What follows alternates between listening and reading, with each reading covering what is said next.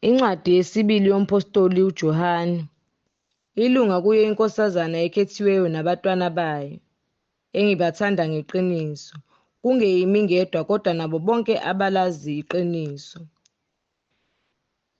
Ngenxa yeqiniso elihleli kithi neliyakuba nathi kuze kube phakade, kuzakuba nathi umusa nesihawu nokuthula okuvela kuNkulunkulu uBaba nakuye uJesu Kristu iNdodana kaYise ngeqiniso nangothando.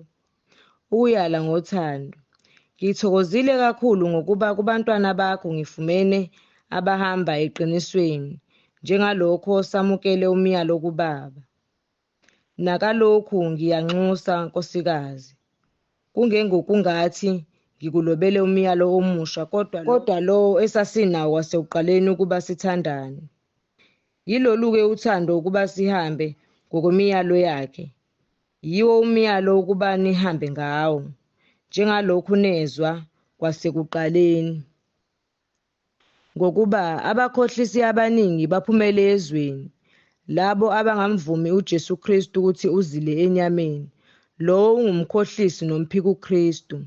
Siqapheleni nina, ukuze ningalahlekelwa ngesikusebenzileyo, kodwa namukele umvuzo opheleleyo. Lowo oweqisayo engemi ekufundiseni kukaKristu akanaye uNkulunkulu, ohlezi ekufundiseni lowo unayo uYise neNdodana. Uma kufika umuntu kini engalethi lokhu kufundisa, ningamamukeli endlini yenu. Ningambingeleli, ngokuba ombingelelayo uhlanganyela naye emisebenzini yakhe emibi. Nginokuningi kokunilobela.